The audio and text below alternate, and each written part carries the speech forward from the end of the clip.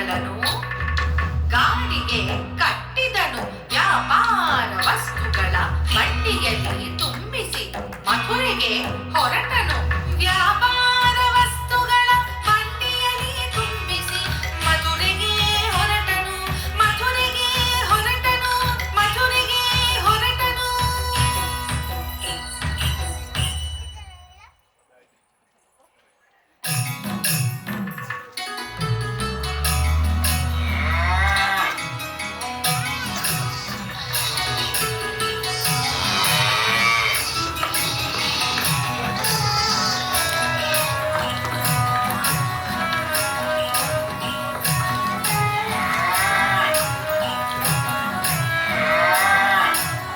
ಅನೇಕ ಹಳ್ಳಿಗಳನ್ನು ನದಿಗಳನ್ನು ದಾಟುತ್ತಾ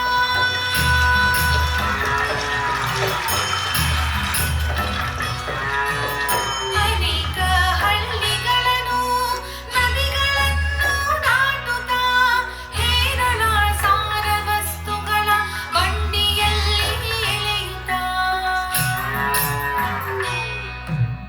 ಅನೇಕ ಹಳ್ಳಿಗಳನ್ನು ನದಿಗಳನ್ನು ದಾಟುತ್ತಾ ಹೇರಳ ಸಾರ ವಸ್ತುಗಳ ಬಂಡಿಯಲ್ಲಿ ಎಳೆಯುತ್ತಾ ಆ ಶೆಟ್ಟಿಯು ತನ್ನೊಟ್ಟಿಗೆ ಮಿಕ್ಕೆಲ್ಲ ವರ್ತಕರ ಜೊತೆಗೆ ದಟ್ಟಣವಿಯ ಮುಟ್ಟಿದ.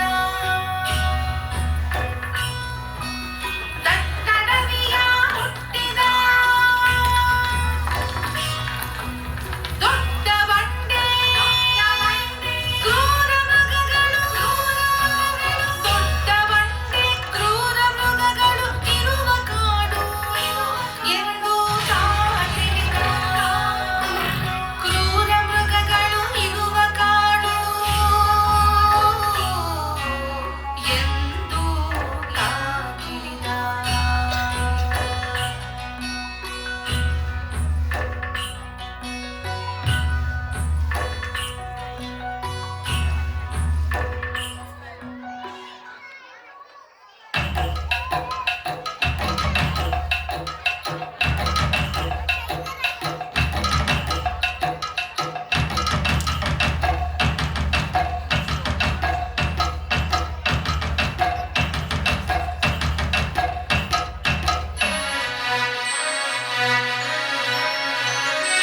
ಯಮುನೆಯ ದಡದಿ ಬಂಡಿ ಭಾರತಾಡದೆ ಸಂಜೀವಕ ಎತ್ತು ಕೆಸರಳಿ ಗಿಡಿಯುವಾಗ ಕಾಲು ಉಳುಕಿ ಕೀಲು ತಪ್ಪಿ ಭುವಿಗೆ ಕುಸಿಯಿತು. ಕಾಲು ಉಳುಕಿ ಕೀಲು ತಪ್ಪಿ ಭುವಿಗೆ ಕುಸಿಯಿತು. ಭುವಿಗೆ ಕುಸಿಯಿತು.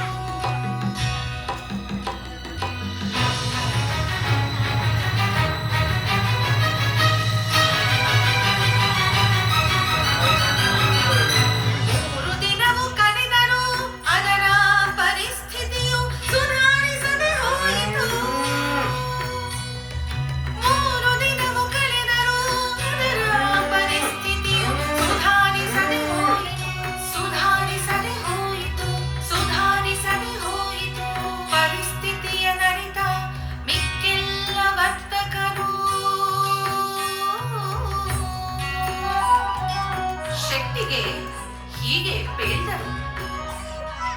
ಅಯ್ಯ ಶ್ರೇಷ್ಠಿಯೇ, ಹುಲಿ ಸಿಂಹಗಳ ಸಜ್ಜ ಮನೆಯಾಗಿರುವ ಇಂತಹ ಅರಣ್ಯದಲ್ಲಿ ಅಲ್ಪವಾದ ಒಂದು ಎತ್ತಿಗಾಗಿ ಹೀಗೆ ದುಃಖಿಸಿ ಕುಳಿತು ಇತರ ವರ್ತಕರಿಗೂ ಅಡಚಣೆ ಮಾಡಿದರೆ ಹೇಗೆ?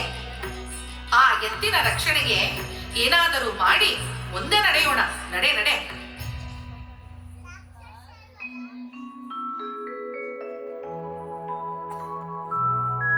ಆ ಮಾತಿಗೊಪ್ಪಿದ ವರ್ತಕನು ಸಂಜೀವಕ ಎತ್ತಿನ ರಕ್ಷಣೆಗಾಗಿ 3 ಆಡುಗಳನ್ನು ನೇಮಿಸಿ ಆ ಹೋರಿಯನ್ನು ಅಲ್ಲೇ ಬಿಟ್ಟು ಮಥುರಾಪುರದೆಡೆಗೆ ತಾನು ಹೊರಟನು.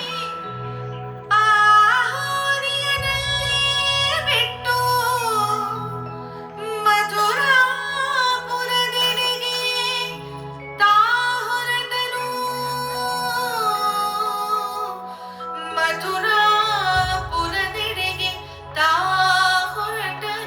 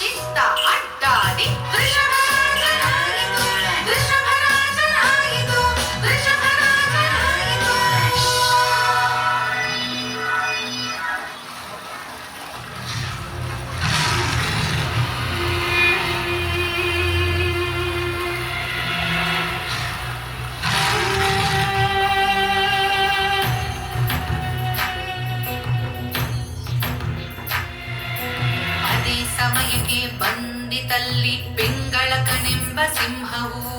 ಪಿಂಗಳಕನೆಂಬ ಸಿಂಹವು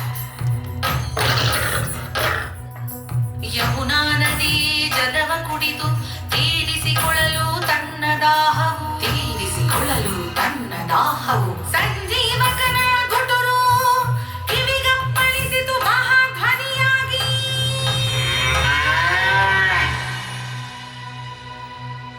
ಆ ಸಿಂಹವು ಹೆರನೋಡಿತು ಭಯಭೀತನಾಗಿ.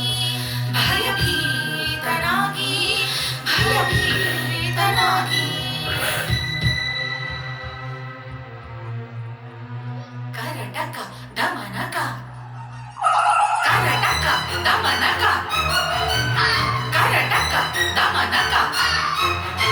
ಇದನೋಡಿದರು ಆ ಸಿಂಹದ ಮಂತ್ರಿಗಳಾದ ಕರಟಕ ದಮನಕರು. ಇಲ್ಲೇನೋ ವಿಷಯವಿದೆ ಎನ್ನದರಿದು ಕೌತುಕರಾದರು.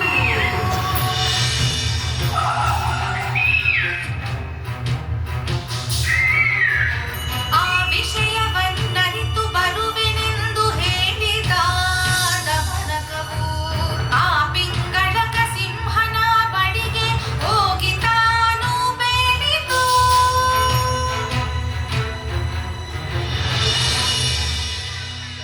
ತಾವು ನೀರು ಕುಡಿಯಲು ಚಿತ್ತೈಸಿದಾಗ ತತ್ಕ್ಷಣವೇ ಹಿಂದಿರುಗಿ ವಿಷಣ್ಣವದನರಾಗಿ ಪರಾನ್ಮುಖರಾಗಿ ಹೀಗೆ ಕುಳಿತಿರುವುದೇಕೆ ಮಿತ್ರ ದಮನಕ? ನಾವು ನೀರು ಕುಡಿಯಲು ಹೋದಾಗ ಬಂದ ಮಹಾಸ್ವರದಿಂದ ನಮ್ಮೆದೆ ನಡುಗಿದೆ. ನಾವು ಇಲ್ಲಿಂದ ಬೇರೆ ಎಲ್ಲಿಯಾದರೂ ವಲಸೆ ಹೋಗಬೇಕೆಂದು ಯೋಚಿಸುತ್ತಿದ್ದೇವೆ. ಸ್ವಲ್ಪ ಸಾವಧಾನ ರಾಜನೇ. ನಾನು ಹೋಗಿ ಆ ಶಬ್ದದ ನಿಜ ಸ್ಥಿತಿಯನ್ನು ತಿಳಿದು ಬರುತ್ತೇನೆ. ಅನಂತರ ಸೂಕ್ತ ಕ್ರಮ ಕೈಗೊಳ್ಳಬಹುದು. ಹೀಗೆ ಹೇಳಿ ದಮನಕವು ಯಮುನೆಯ ಬಳಿ ತೆರಳಿತು.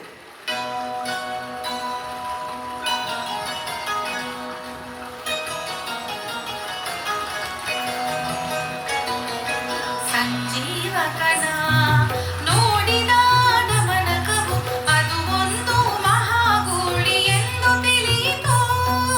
ಸಂಜೀವಕನ ನೋಡಿದ ದಮನಕವು ಇದು ಒಂದು ಮಹಾಗೂಳಿ ಎಂದು ತಿಳಿಯಿತು. ಇನ್ನು ಮುಂದೆ ಪಿಂಗಳಕವು ನನ್ನ ವಶವಾಯಿತೆಂದು ಹರ್ಷಿಸಿತು.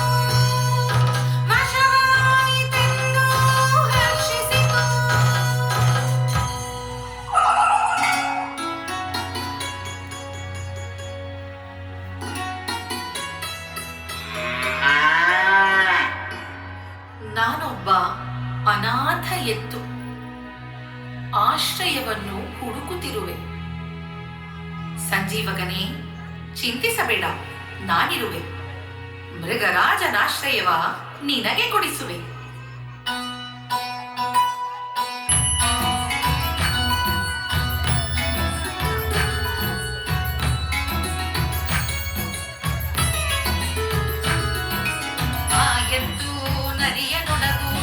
ಸಿಂಹದ ಬಳಿ ಸೇರಿದವು ದಮನಕ ಸಂಧಾನದಿ ಹೋರಿ ಸಿಂಹ ಬಹು ಸ್ನೇಹಿತರಾದವು. ದಿನ ದಿನಕ್ಕೆ ಸಂಜೀವಕವು ಪಿಂಗಳಕಗೆ ಹತ್ತಿರವಾಯಿತು. ದಿನ ದಿನಕ್ಕೆ ಸಂಜೀವಕವು ಪಿಂಗಳಕಗೆ ಹತ್ತಿರವಾಯಿತು.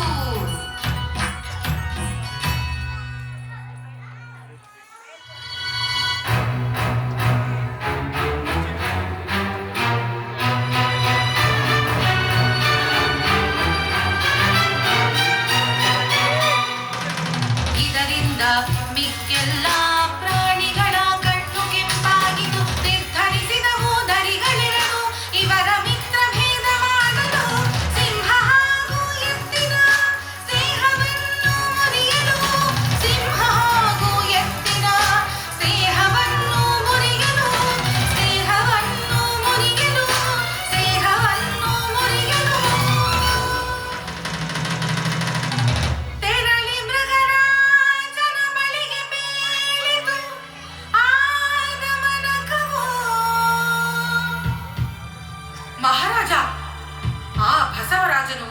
ನಾಳೆ ಮುಂಜಾನೆಯೇ ಮೃಗರಾಜನಾದ ನಿನ್ನನ್ನು ಕೊಲ್ಲುವೆನೆಂದು ನಾಚಿಕೆ ಇಲ್ಲದೆ ನನ್ನೆದುರು ದೃಢ ಪ್ರತಿಜ್ಞೆ ಮಾಡಿದನು.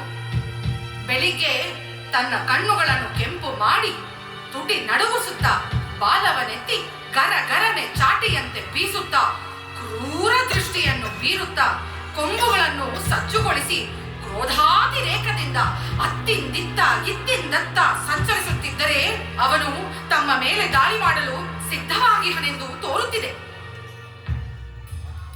ಆ ಮಾತುಗಳನ್ನು ಸಿಂಹ ಪಿಂಗಳಕನು ಸತ್ಯವೆಂದು ನಂಬಿತು. ಮಿತ್ರ ಸಂಜೀವಕನು ಇನ್ನು ಮುಂದೆ ತನ್ನ ಶತ್ರುವೆಂದು ಭಾವಿಸಿದ.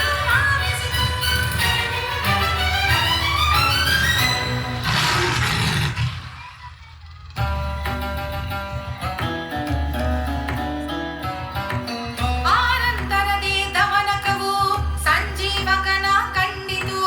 ಮೃಗರಾಜನು ನಿನ್ನ ಕೊಲ್ಲಲು ಕಡಿಹನೆಂದು ಹೀಗೆ ಬೇಡಿತು.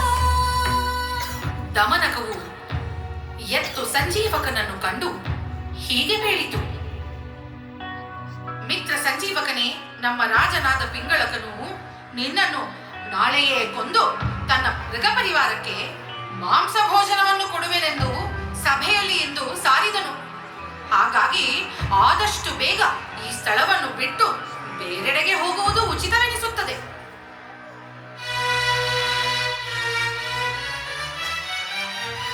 ನರಿಯ ಆ ಮಾತುಗಳಿಗೆ ಹೆದರಿ ನಡುಗಿದ ಸಂಜೀವಕನು ನೊಂದು ಹೀಗೆ ಬೇಡಿತು: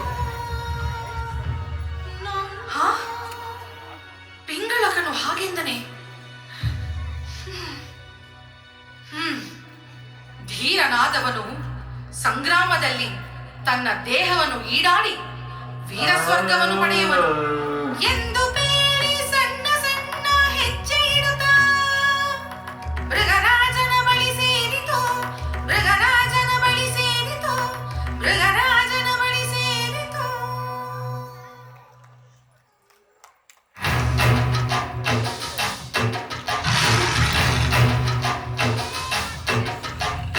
ಆ ಸಿಂಹವು ಕ್ರೋಧ ವಿಹ್ವಲನಾಗಿ ಹೌಹಾರಿ ಬಿತ್ತಿತು. ತನ್ನ ನಗಗಳಿಂದ ಹೋರಿ ಬೆನ್ನ ಇರಿದು ರಕ್ತ ಸ್ನಾನ ಮಾಡಿಸಿತು. ಇಷ್ಟಾದರೂ ಸಂಜೀವಕನು ಗತಿಗಿಡದೆ ಹೋರಾಡಿತು. ತನ್ನ ಚೂಪಾದ ಕೊಂಬುಗಳಿಂದ ಆ ಸಿಂಹವನ್ನು ಘಾತಿಸಿತು. ಘೋರ ಯುದ್ಧ ಹೋರಿ ಸಿಂಹಗಳ ನಡುವೆ ತೀವ್ರವಾಗಿ ಸಾಗಿತು. ಘೋರ ಯುದ್ಧ ಹೋರಿ ಸಿಂಹಗಳ ನಡುವೆ ತೀವ್ರವಾಗಿ ಸಾಗಿತು.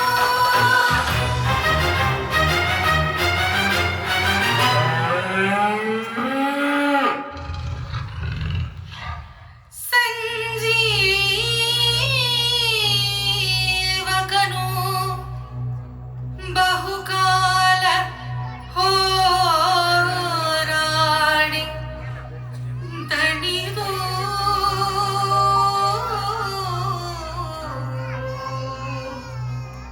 ಸಿಂಹರಾಜನ ನಖ ಪ್ರಹಾರಕ್ಕೆ ತನ್ನ ಪ್ರಾಣವ ಬಿಟ್ಟಿತು. ಗತಿಸಿದ ಅನಾಹುತಕ್ಕೆ ಆ ಸಿಂಹವು ಮರುಗಿತು. ಗತಿಸಿದ ಅನಾಹುತಕ್ಕೆ ಆ ಸಿಂಹವು ಮರುಗಿತು. ಆ ಸಿಂಹರಾಜನು ತನ್ನ ಮಿತ್ರ ಸಂಜೀವಕನ ನೆನೆದು ಅದರ ಸಾಧು ಗುಣಗಳನ್ನು ನೆನೆದು ಸ್ಮರಿಸಿ ಕಣ್ಣೀರ ಧಾರೆ ಹರಿಸಿತು. ಅದರ ಸಾಧು ಗುಣಗಳನ್ನು ಸ್ಮರಿಸಿ ಕಣ್ಣೀರ ಧಾರೆ ಹರಿಸಿತು. ಅದರ ಸಾಧು ಗುಣಗಳನ್ನು ನೆನೆದು ಕಣ್ಣೀರ ಧಾರೆ ಹರಿಸಿತು. ಕಣ್ಣೀರ ಧಾರೆ ಹರಿಸಿತು.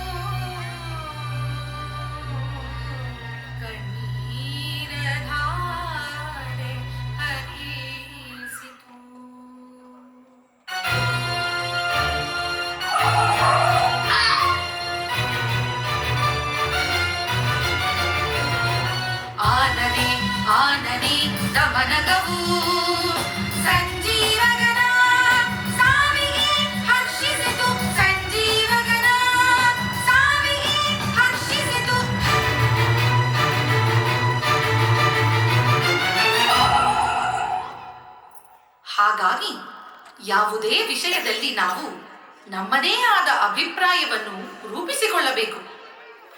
ಮಿಂಚಿ ಹೋದ ಕಾರ್ಯಕ್ಕೆ ಚಿಂತಿಸಿ ಫಲವಿಲ್ಲ.